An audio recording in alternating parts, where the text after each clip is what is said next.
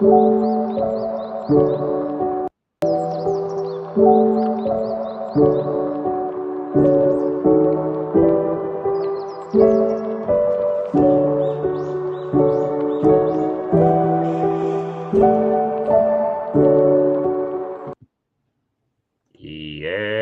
here we go. We have special guest Hayes from Hayes Media Group. How you going, mate? I'm doing very well, my friend. How are you? I'm great. We're sort of like kind of bringing back Thirsty Thursdays. We used to do a Thirsty Thursday show. I've Nice. just come off a 4-month booze-free fast. So God bless you, Hayes. No, God bless you too, brother. I will touch. I don't personally drink. Yeah. I struggle with demons of addiction. So Okay. currently I'm at, what am I at, dear? Nearly 18 months dry. Well done. Oh, 2 years dry. Sorry, 2 years. Well done, bro. I hope I'm not a disgusting alcoholic. No, look, I can still go to the pub with the boys, and they're free to have a beer and everything. I resolved to have lemon lime bitters. Yeah. Well done. That's so good, bro. I was sort of there. I had a kind of maybe a bit of a revelation. I thought, with this whole Aboriginal voice to Parliament, I was looking into this. I was like, what's wrong with the Indigenous community? What's the problem? Because I sort of thought, I don't believe the voice is going to help, for one. I think it would be a workaround to destroy the Constitution. That's what I thought. But I looked into it, I thought, what is actually holding back Indigenous? I thought it was probably alcohol abuse. And then I sort of thought, well, bogans also have alcohol abuse is destroying our community just as badly as the Indigenous community. So then I sort of thought, I'll have a break from drinking. So that's why I had like a 4-month break, because it was sort of this revelation. I thought, yeah, it's fucking Aboriginals up. It's probably destroying the bogans a bit. So I was like, time for a break and a bit of a reset. And it was a good reset. 4 months was enough of a reset for me. Nah, awesome. Nah, look, sometimes you just need that. You need that little circuit breaker in there just to get back to yourself, spend a bit of time in reflection, a bit of time in prayer, and eventually everything will sync back up for you. For sure. Absolutely. So I found you on Twitter. I'm just scrolling. It's sort of one of these things. I've been like an exile on all the conservative freedom of speech social media apps. That's where I've been lurching for years now, because I've been deplatformed off, the Facebooks and the Instagrams and the mainstream. Twitter seems to be like a new thing, right? Definitely new for me. When Musk took over, I was like, right, I'll create a Twitter. And it's good to be on more of a mainstream app, because you get all these like you're a random that just appeared in my feed. Do you know what I mean? So sometimes these more of the mainstream, the Instagrams, the Facebooks, the Twitters, the TikToks, they seem to have like decent enough algorithms that someone like you, someone who shares the same interests with me, will pop up in my feed. And I was looking at you, bro. You popped up on my feed, and I seen you in that beautiful orange One Nation shirt. And you were sort of like preaching your faith or whatever you were doing at the time when I seen you. And I was like, this man right here. I just had to send you a DM, and I was like, God bless you, brother. I love what you're doing. Nah, Come cheers. on the show. Nah, cheers. Wasn't out preaching that day, but again, well, not again, sorry. But everywhere I go, I wear my grandmother's rosary, and I carry the good book with me no matter where I go. Because at the end of the day, they're part of the armor of God. As long as I've got them with me, I'm protected. But so that post you're actually talking about there, that's from last weekend. We were actually out campaigning for the no vote. Nice. So the original plan was we were going down there to essentially counter a yes contingent that were going to be down there at the Scarborough foreshore. Yeah. Funny thing the cowards never showed up. So there's only 4 of us lowly lads out there, and we're just out there doing our thing, mate. My lovely wife us down there. I live streamed a bit of it to Twitter because I'm starting to get into the habit of that. Anywhere I go, so for instance, this Saturday I'll be at the big Freedom Rally here in Perth, the worldwide one. Obviously, you guys have got it over in Brisbane, Sydney. I know Elijah's going to the one in Sydney.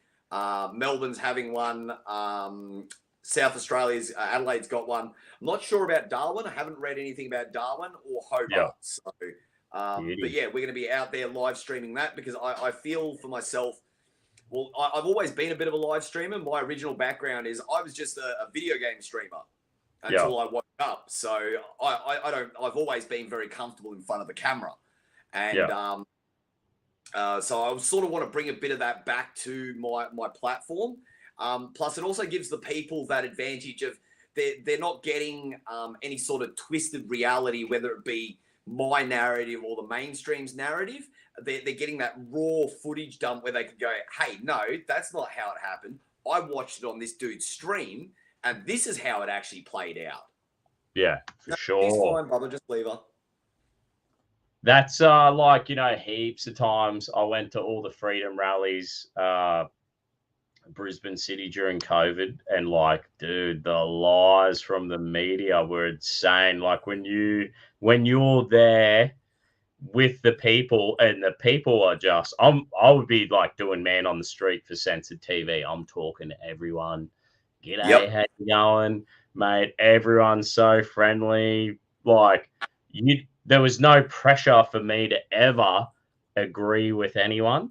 You know what I mean? I could just speak my mind, speak whatever I feel, whatever my opinion is. They could share their opinion.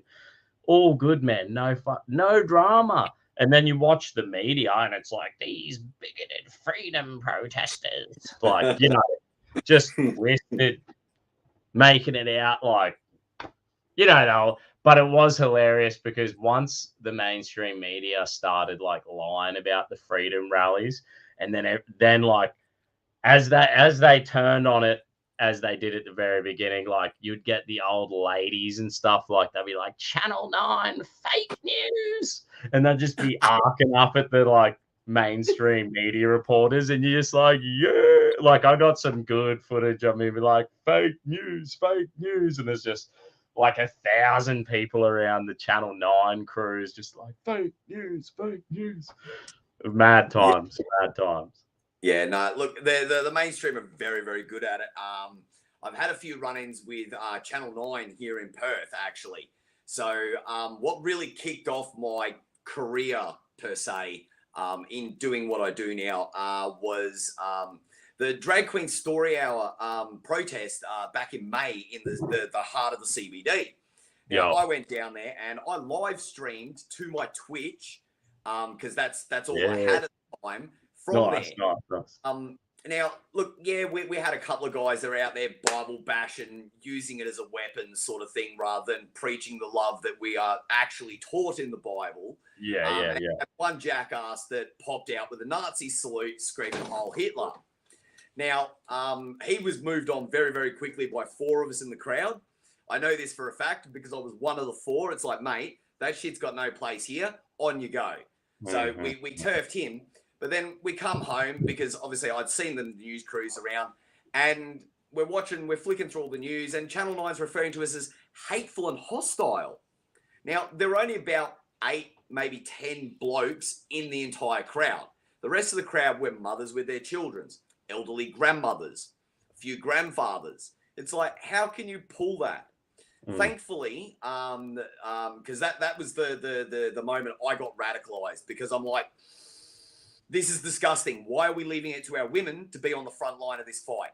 They're our children as well. We as the fathers, we as the men of our society, we need to be stepping up, being the tip of the spear and standing in the front to take the abuse and the bullshit that our women are currently copping.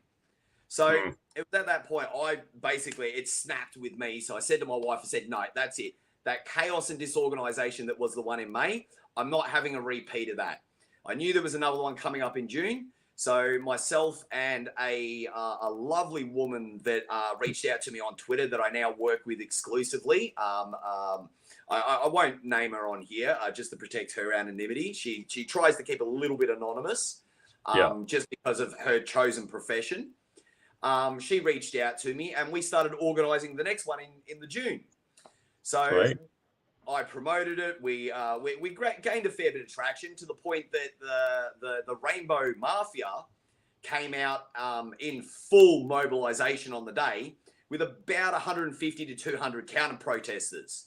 In the end, we had 3 factions there on the day. We had the extreme right, the ones that get labelled as cookers on the regular by the left. Then in the middle, we had the Rainbow Militia. And then on my side, we had a lowly 10 to 15 people that were just there because, look, we're not happy with this. We don't want it in publicly funded venues. Take it back to private property. We can't do anything or say anything about it. We definitely don't agree with this degeneracy. We don't want any part of it.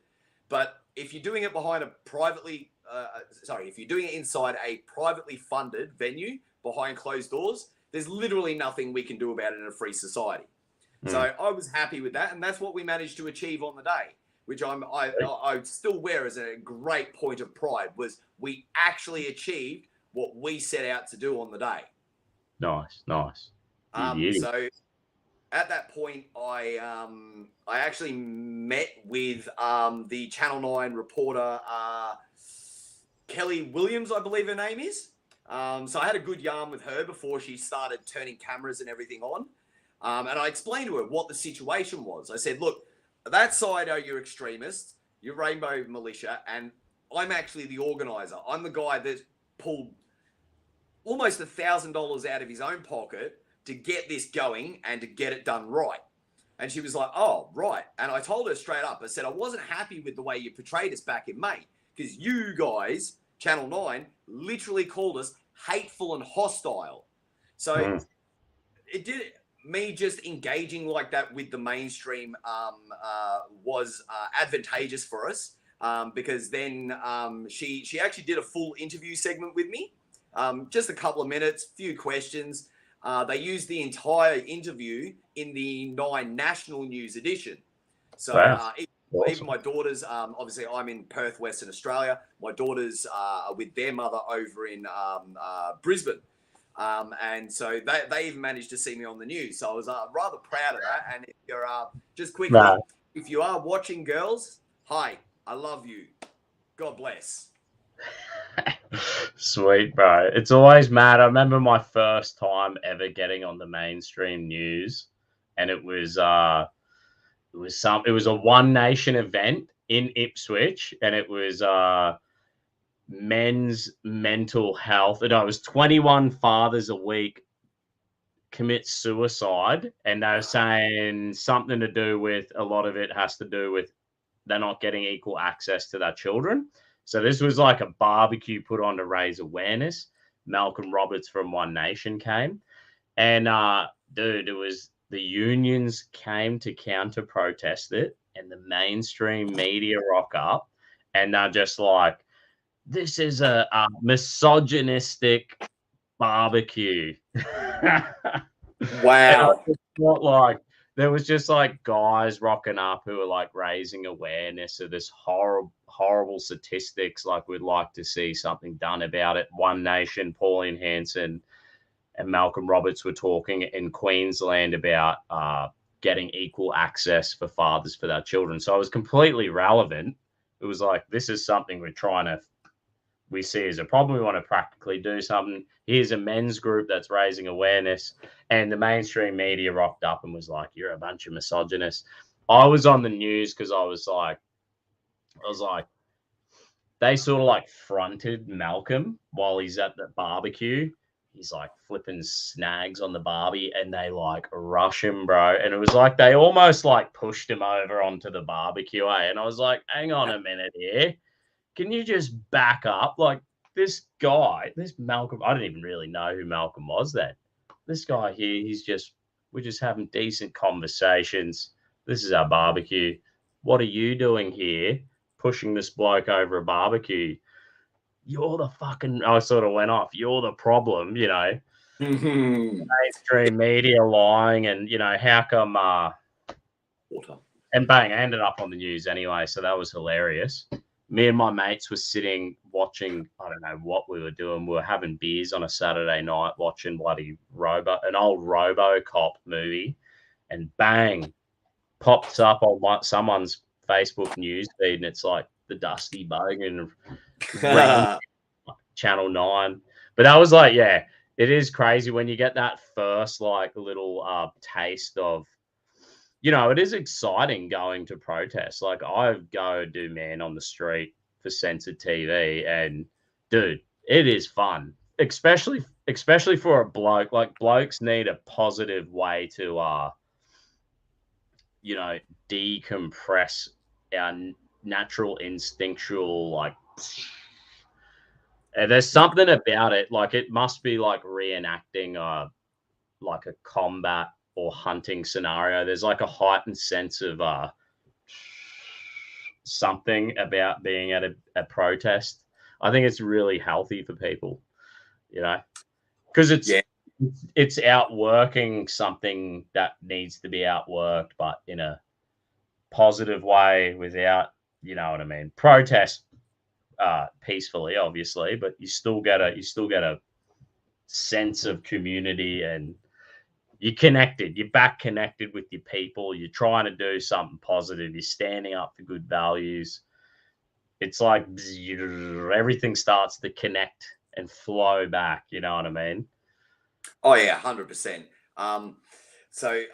Obviously I've been to my share of protests now. I've hosted my share of protests now. I found where I'm actually most effective, and I caught the most amount of backlash is not actually participating, but covering them. I don't know if you've seen, but again, feel free to go and check out my highlights reel. I actually covered with a fellow independent media creator here in WA, Max frtom Media. When we go anywhere together, he's the cameraman, I'm the front man with the microphone. So recently here in WA, there was they were changing the legislation around abortion here in WA. And this is something that I feel very passionately about as a Christian myself. And so I decided, you know what, I know all the relevant information. I've signed all the petitions. I've done everything I physically can. So I knew on the night they were going to struggle with security. So I put my hand up to assist with that. But prior to that, I'm like, you know what? Let's go down. Let's see if we can engage with these nut jobs, because they decided. So what the event was the event was the Protect Babies Born Alive town hall meeting.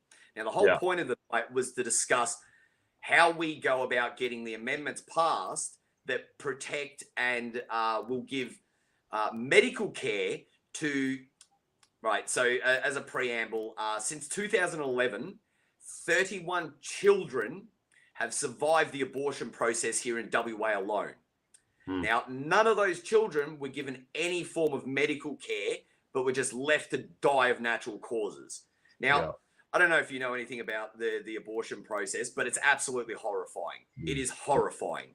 Now, unfortunately, they're like breaking up the kid. They're like chopping the kid up and pulling him out. Like it's disgusting. It's horrific. We go to the Cherish Life. I go every year to the Cherish Life protest in Brisbane City. And like, you listen to the speeches and it's just appalling. And the thing is, at Cherish Life, they're getting like doctors, nurses. You know what I mean? So you're like, they're telling you testimonies of what's going on. And you just like, you go, it does. It makes you feel sad, makes you feel sick, dude. I'll be standing there and just go, what? It makes me angry, mate. It makes me angry. We as a society today, there's no value on a human life. And I'm sorry, but I don't care how you want to phrase it. Oh, it's a fetus, it's a clump of cells. I'm sorry, no, that is a human life. And they deserve protecting, and they deserve the dignity of medical care. So the night of the event, we decided we're going to try and engage with these counter protesters calling us anti-abortion bigots, and it's like, well, we're not even here to discuss abortion. We're here to discuss those that survive that process. So they came out in force, predominantly all uni students, and I believe there was more than a handful of members of the Socialist Alliance, which is essentially the Kiddies Communist Party out of UWA over here. They like rebranded. So like in Queensland, get this, we went to a Labor Day march. And we go, this is the year before COVID. So 2019, we go Labor Day march. We're like, oh yeah, the unions go past. We're interviewing the union guys. They seem quite common sense. They seem reasonable blokes. Then the Labor Party, then the Greens, and right at the end of this Labor march is the Australian Communist Party. Couldn't believe my eyes that I would see hammer and sickles marching down the street, pretty much hand in hand with the Labor and the Greens, you know, our left-wing political parties. We go up, we confront them, we talk to them, you know, blah, blah, blah. The next year, no Communist Party. They've rebranded to the Australian Socialist Alliance. So, like, that's what they've done. They've rebranded. I thought to myself, because I spoke to some older union members and I said, have the communists been marching in this thing? How long have communists been marching in this thing? They're like, years, 20 years. I never knew it because people don't look. If you're not in the union, you don't go. You don't stand on the side. It's not Anzac Day. You don't stand on the street going, "Yay, the union!" No one does, right? So people don't know the communists are marching in the Labor Day marches. But anyway, like I don't know if I sort of thought if me and my 10 mates confronting them. Was that what caused them to rebrand? It'd be crazy. Imagine if it was. Imagine if, like, finally after 20 years, someone went up to them with a camera and said, "This is disgusting, mate. Like, I can't believe you would. How many millions has communism killed?" You know, that's all we kind of said. I don't know. I don't know what happened. I think that they're quite clever, and they will rebrand, and infiltrate whatever they will, like they're infiltrating the voice, the parliament, the communists. Yep. Here's another one. We went, and sorry, I know I'm interrupting you, what you're talking about. You're right. It's your show. We went right. We went to Inala, western suburbs of Brisbane. There's quite a large Indigenous population, right? And I know the area well. I volunteered in youth groups in this area for like 8 years. So there's an abandoned or stolen truck on the side of the road, and it's tagged up, graffitied, "Vote no," "Stolen wealth," "Vote no," "Stolen truck." So it's parked on the main intersection in Inala, and I go, me and my mates, we go, right, let's go hang a "Vote no" banner on this truck, right? Been abandoned on the side of the road or stolen and purposely parked on the busy intersection. Let's go hang our own banner and we'll cover their graffiti up with our sign. We go to the truck. We look in the window of the truck. The doors is unlocked, open. We open the door, and here it is: Red Fire Communist magazine. I took it from this is from the truck. Inside the stolen truck, covered in "Vote no" graffiti. Red Fire Communist magazine. Bang, I'll show you. I mean, it has, you know, it's got Lenin, it's got Trotsky, it's got all this stuff. Yeah. So, like, is this hard Lenin in this Red Fire magazine? Is that hard evidence that the Indigenous in Brisbane City, in Inala, probably the most densely populated area of Brisbane with Indigenous, they are being manipulated. They're being baited. They're being, hey, the voice has been infiltrated by these communists, and they want to use the Indigenous to push the communist agenda. It's a fact. That's as far as I can see. If this magazine that I took from that stolen truck in Anala, graffitied and stolen truck with propaganda parked on a main street. The commies did it. The commies are there. Oh, they're everywhere in today's day and age, mate. Look, yes, some of them have rebranded to a kiddie or a light version of communists. But obviously, with a lot of the stuff that's going on, in particular, a lot of the stuff with the left, they've infiltrated everything. So they wear their colours proudly today. And for someone like myself, my family, in particular on my mother's side, have a very, very rich military service. My grandfather served. My grandfather could have been labelled as a bit of a racist. It didn't really rub off on myself. I ended up marrying a first-generation Filipino immigrant. Cool. The one thing he did teach me that has always stuck by me is, number one, the love for my country and the love for my flag. Sorry, the camera's not quite big enough. I've got several of these around my house. To the point, I went to a One Nation event, met Pauline Hanson, and I was wearing the flag like a cape. You can call me Captain Australia. But the one thing he taught me was you're better off dead than red. Yeah. And I swear by that rule to today. I'm sorry, I won't see communists. The moment you drop the hint of a communist bit of manifesto, you and I are enemies. You're on the wrong side of this argument, brother, and I will sell my cloak, and I will buy a sword, and I will bury a body. Quite simple. I mean, even to the point, it's rubbed off on my wife. So I have the Communist Manifesto of today on my bookshelf. I didn't pay a cent for it because the Australianisms of, maybe being a little bit sleight of hand has rubbed off on my darling wife. So I won't say too much more because I don't want to incriminate her in anything. I've had a read of this piece of garbage, and the only reason I keep it on my shelf is so that I can turn around and people go, you know what? I have read it. I do know what it said, and it's an abomination. It's also partly the reason that really got me into the no fight as well. On top of that, I noticed you've mentioned a few places in Brisbane. Now, a lot of people don't know this. I actually spent 14 years in Brisbane itself growing up. That's why my daughters are over there. And I'm actually from that neck of the woods, being Ipswich and Inala. More Inala Heights, a.k.a. Forest Lake. But I know what it's like out there, mate. And to hear that they've infested these areas like they have. Like, don't get me wrong. They were rough areas coming up.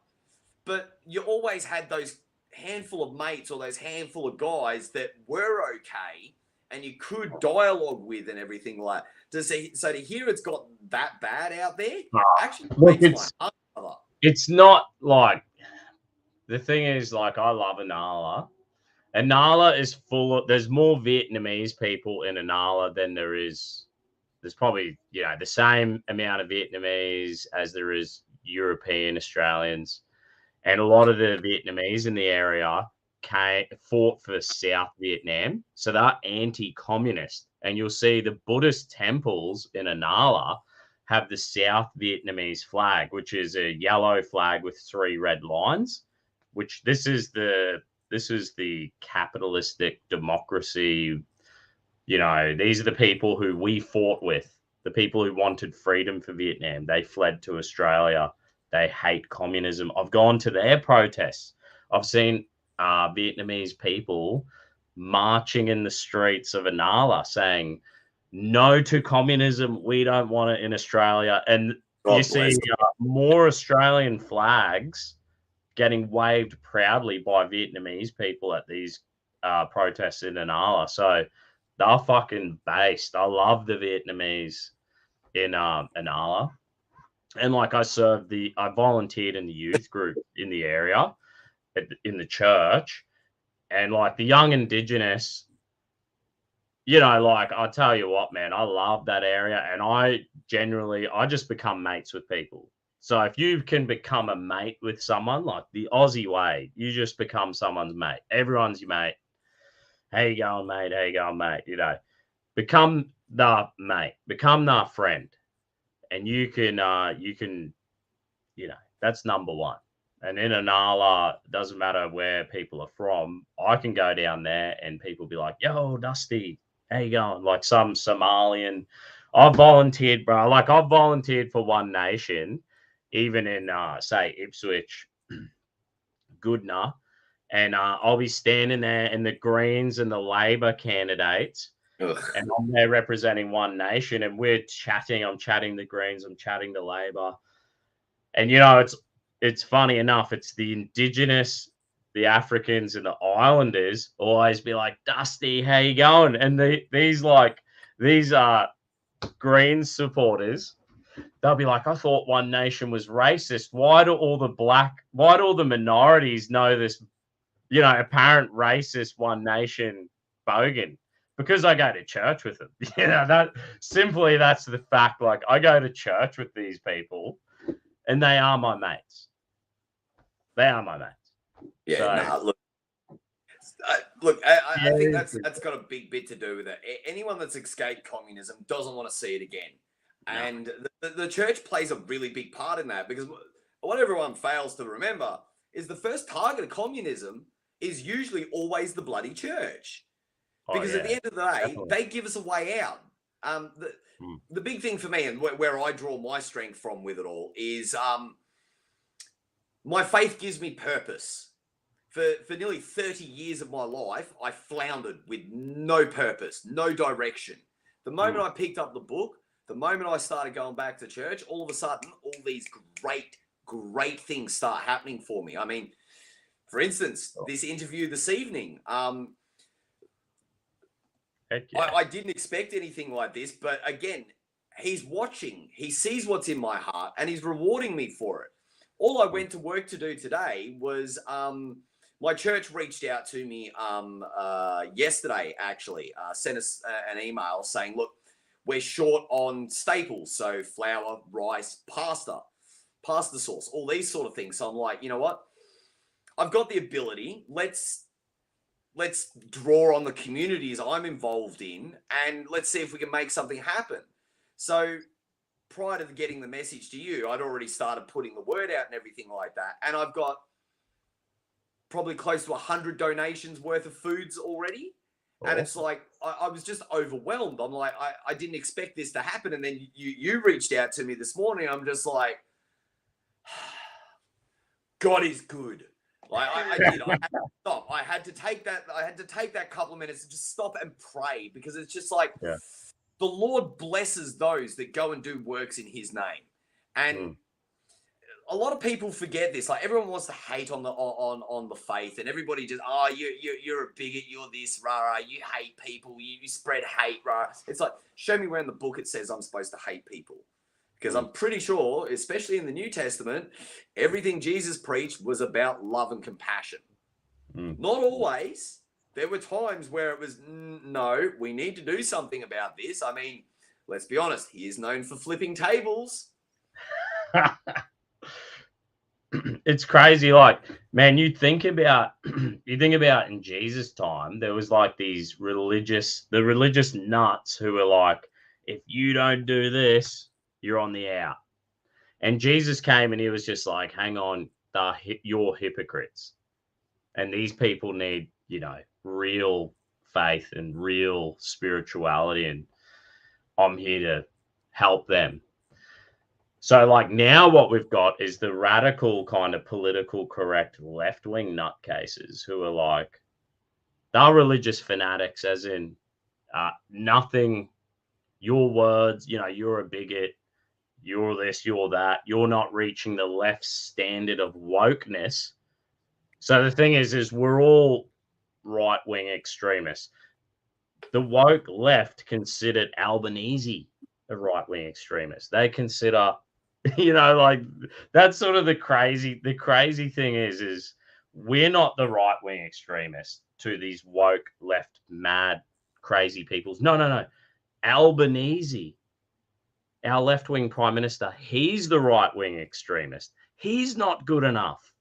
You know what I mean? Unless Albo's chopping his dick off and going full trans fucking tattooing his face in the rainbow flag, you know, bowing down to Allah. I don't know, you know, having refugees sleep on his couch. I don't know, you know, no meat, pure vegan. Until Albo's doing that shit, Albo is a Nazi. Albo's a right-wing extremist. Albo's a psycho. Like, it's out of control. You're not wrong, mate. I've literally had a leftist tell me that the current government we have is one of the most right-wing governments they've ever seen. I'm standing there looking at them like, are you for real? And like, same as I love how they just call everyone that's left of the left, right of the left, doesn't matter how far right you go.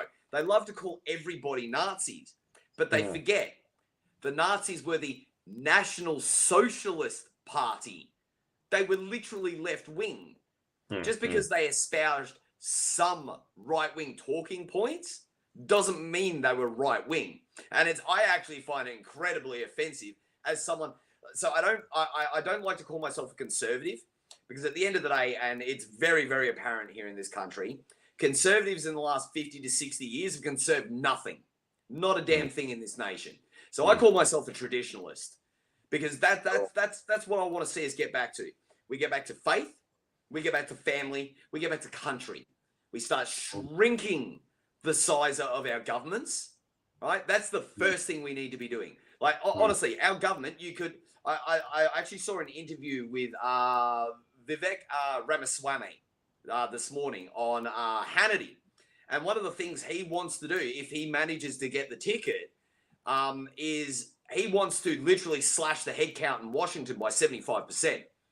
Follow Musk's model. And honestly, I think it's what we need to be doing worldwide. It's the only way we're going to take our country back, countries back. It's the only way we're going to take the West back, because that's my biggest focus, is we need to retake the West, especially as Christians, because the West is built on the back of Christianity. You can argue with me all day as much as you like, but at the end of the day, almost every single thing we have in the West comes back to the faith, and in particular, comes back to the 10 Commandments. Almost every bit of every law, every bit of legislation out there, you can boil it down to its essentialism of the 10 Commandments. Yeah. Yeah, our brains are like, we're actually hardwired subconsciously to be Christian. This is how we operate in this, you know, in our minds. We're like operating as Christian morality, you know what I mean? Whether you're standing, you know, you're standing in line and someone pushes in line and you're like, you know, the order, the natural order of life, and it's right there. But we're drifting off, bro. I don't know what. Have you seen of recent? It was like, bro. Well, look. Initially, you had that Catholic priest, George Pell. The courts weaponized, the media weaponized. Turns out the guy's not guilty. Brian Houston from Hillsong, the largest Protestant church, gets dragged through the mud. Media lies. The courts weaponized. Proven not guilty. Of recent, we've had Lyle Shelton. He is the leader of Family First, Christian political party, dragged through the courts. Something to do with degendering some tranny or saying something inappropriate on Twitter. Some tranny didn't like it. Also, Kira Lee Smith from binary.com, they defend traditional gender roles. So this is the thing. We're really going through a phase where, you know, the weaponization of the courts, the media jumping on the bandwagon, rubbishing these people. And at the end of the day, it appears that these Christians have done well. They're all been proven innocent. They all get not guilty. But the process is the punishment, because by the time they've dragged you through the courts, you've spent some money and some time you could have been spending, you know, doing your political activism, creating your art, you know, doing what you're doing. But now you're distracted in courts, you're wasting your money, the media is rubbishing you, and the process is the punishment.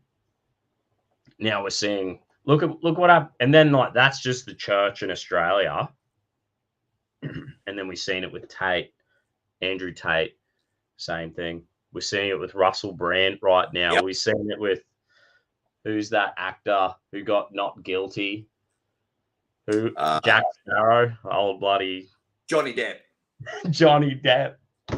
It's crazy, bro. The weaponization of the court system. This is really like 2020. This year, the weaponization of the courts and the media as being this tool. Are we back? Hayes has dropped out. He's back. Yeah, I'm here. But it's crazy, bro. Like this is crazy. This is a full on thing. You know what I mean? It's full on what we're going through. I think people can see it. Like I think like with HEYES, with Russell Brand, I think like that guy really is a point where people are like, hang on, this guy, he's pretty like I think even this freedom, like the freedom movement, bro. I go to the freedom movement and I'm like, these people kind of are like the union guys from Labor and we don't want fluoride, we don't want 5G, we don't want vaccines. That were a big part of the Greens. They were a big block of the Greens party. The Greens have said, we don't want anything to do with you. Labor's said, we don't want, like the guys from the Labor Party, I think, who are genuine good lefties, they got rid of them. And then you've got like patriotic, patriots, freedom of speech advocates, Christian. We're all together. And we're all being told by Labor, Liberals, and the Greens, they don't want us.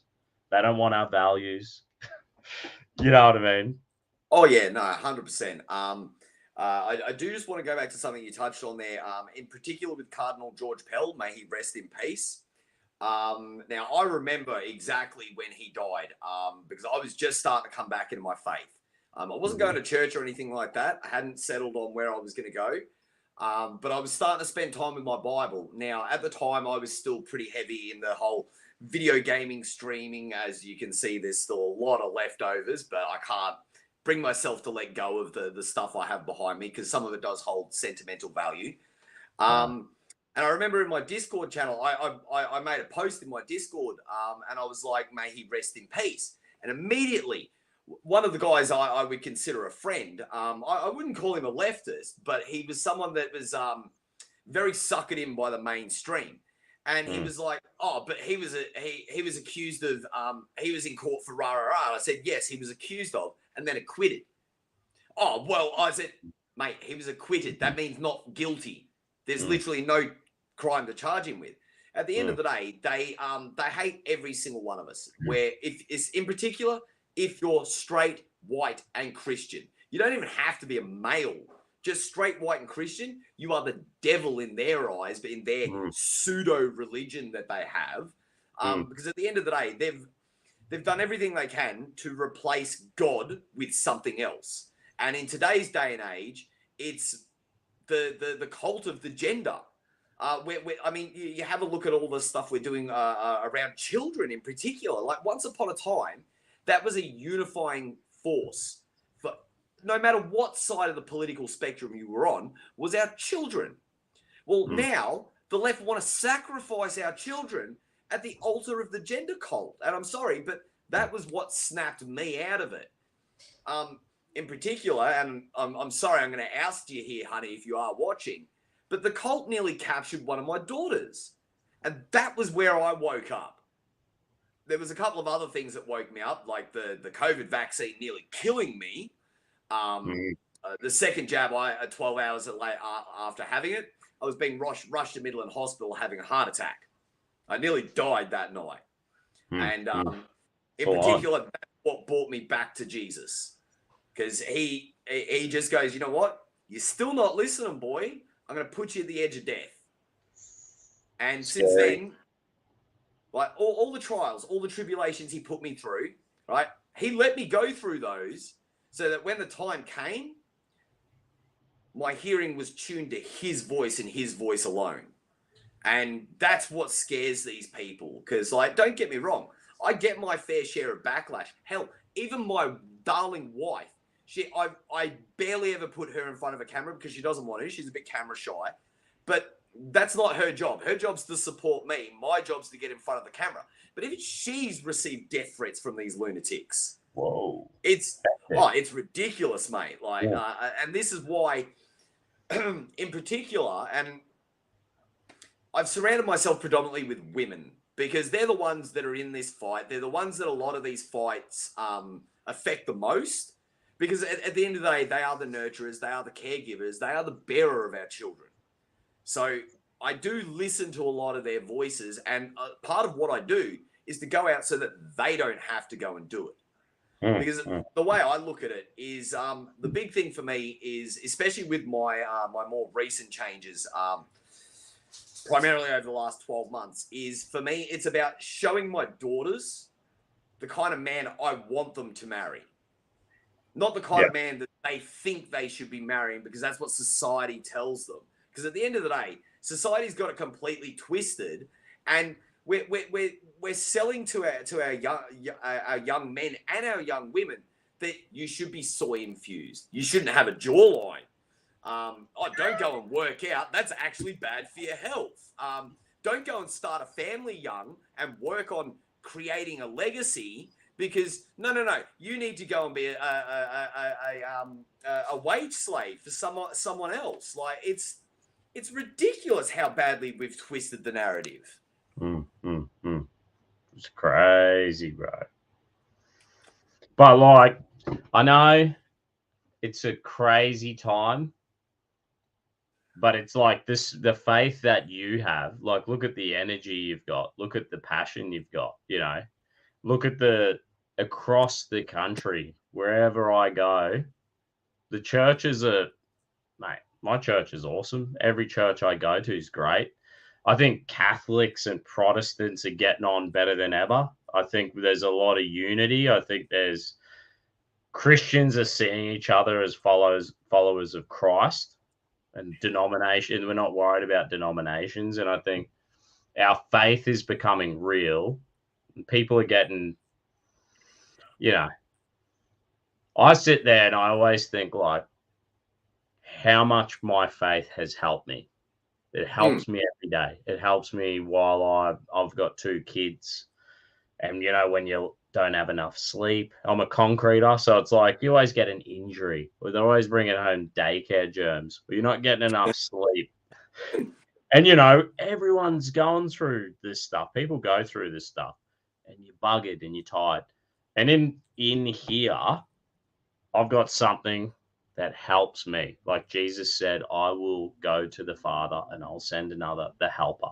I got this Holy Spirit. He helps me. He's helping us. He's helping the church.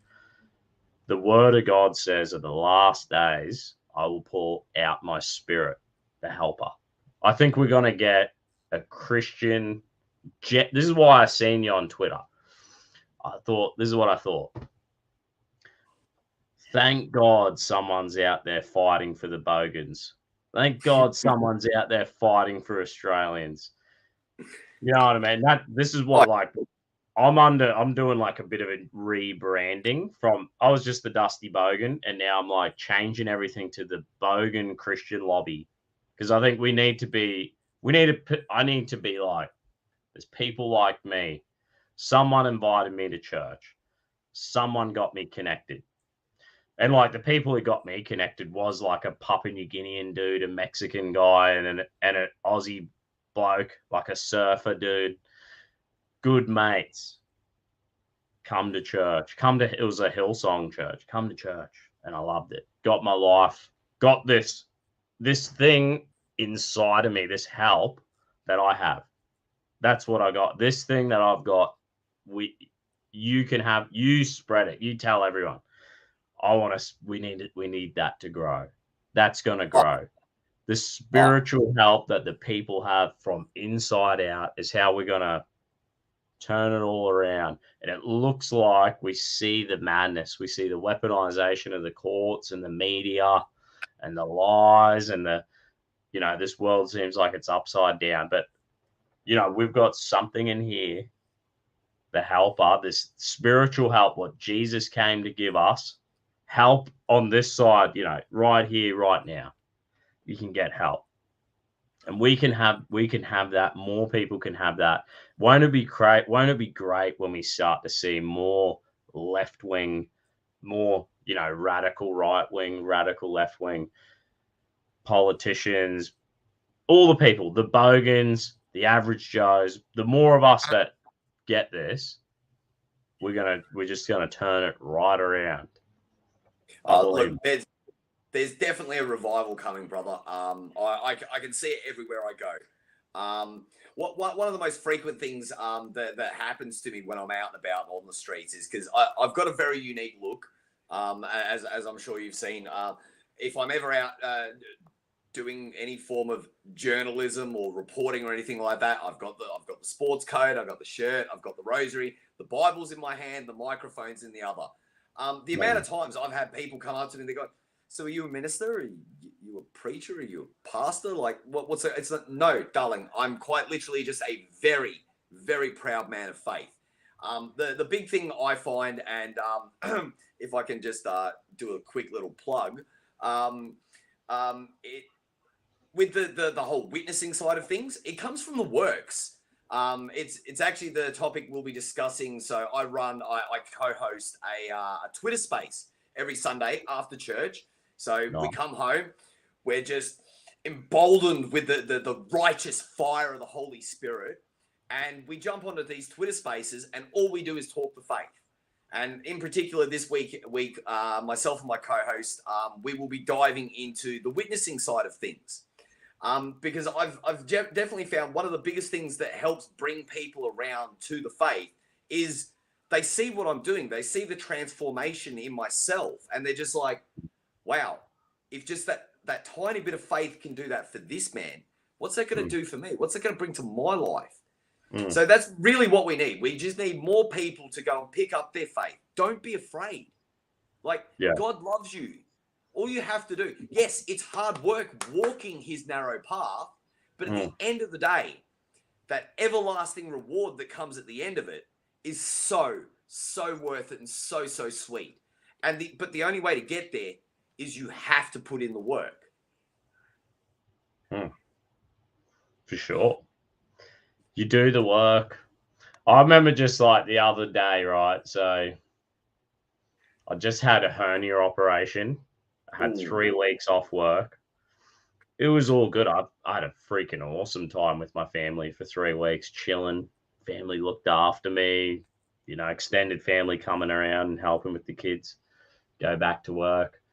And then my youngest, he sort of got like tonsillitis and he was bad. We have this sock at night. It reads his oxygen levels, and his oxygen levels are dropping to like 70. And it goes, the sock starts going off. So we had to we took him up to the hospital one time. Anyway, I've been getting not a lot of sleep for 3 weeks, right? Last 2 nights I've had great sleep.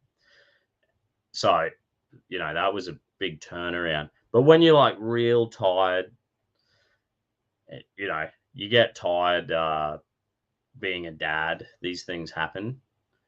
Don't know if I think your sound might have dropped out.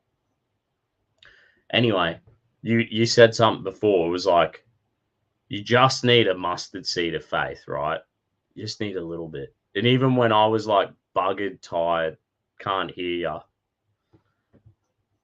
you can't hear me. Oh no. Okay. Maybe I knocked my mic. Let me see. Audio. Hello. How you going? Says my audio's working. Oh, Hayes has dropped out. I wonder if you can hear me. Anyway, maybe we'll wrap the show up. If you can or you can't hear me, I'll finish my story and we'll wrap it up. Anyway, I was thinking at work, I was like, you know, there is the scripture and it says, all you need is a mustard seed of faith. Can you hear me now? You can't hear me. I can't hear you. Let us know in the comments section if you can hear Dusty. If you can hear me, because I can't hear my mate. Hayes Media. No, I can't hear you.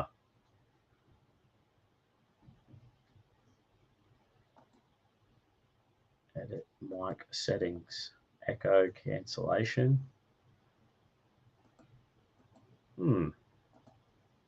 Says your mic is on. We hear Dusty, but no Hayes. Someone said, yeah, we can hear Dusty, but no Hayes. What we'll do, we will get Hayes Media Group back. Maybe if you're keen to come back at another time soon, it'd be awesome to have Hayes Media Group back on. Because we had a great chat, and this dude is like doing awesome in Perth and Western Australia. And so make sure you follow in the description in the YouTube and the Rumble. There is Hayes Media Group on Twitter. So make sure you give him a follow because he's like out there. You know, I think like we all need to see when you have like a pro-life rally or a freedom rally or a freedom of speech rally or whatever, or a vote no rally. We need to see this stuff. We need to see it. You need to see it in Brisbane. We need to see it in Perth. We need to know, whoa, there's more people like me. More, you know, good, godly people doing more great things. I seen Hayes Media Group on Twitter. I'm scrolling and I thought, this dude's awesome. I sent him a message and I said, you're going to come on the show. So please follow him on Twitter. God bless you, mate. Thanks for coming on. And we'll catch you soon, eh? Everyone follow him on Twitter. God bless you. All right, that was awesome. We had a bit of a sound problem, but that's all good. Make sure you follow our mate Hayes on Twitter, and we're going to have him back on because I want to stay connected anyway, you know, genuine. But I just encourage everyone, like I was saying, had a few rough weeks with my young boy, pretty sick, not getting much sleep. And I did think of like the scripture that says, Jesus said, you know, with a mustard seed of faith, you can do great things. And I thought, well, I was super tired and I'm at work and I'm like, I'm just buggered. But I was like, I do have a little mustard seed of something deep inside of me that says, just chin up, keep going. You know what I mean? And that's all it really takes. That's all it takes from all of us. That's all that Jesus said you need to be a believer, to be a believer, to be a Christian. That's our part. That you're gonna just have a go at this thing, have a go at having faith, have a go at keep on. I would say you got to keep on fighting for good in this earth, for good and for God. But anyway, God bless yous. Yes, I can just think logically at this point. It doesn't take much faith. We just need a little mustard seed of faith, people. That's all we need. Let's do it. I'm going to keep believing because even through tough times, that will happen, that are going to happen when you're tired and you're injured. Look, I just had a hernia operation. For 6 months, I was pushing my guts back through my belly button, waiting for surgery, going to work every day. Your kids get sick and you don't get much sleep, but you have faith and can turn around. It can turn around. And you got to encourage your mates. We're going to keep at this. God bless you. We're going to try to do more live streams on Thursday night. Thanks, everyone on Rumble, D Live, and YouTube. God bless you.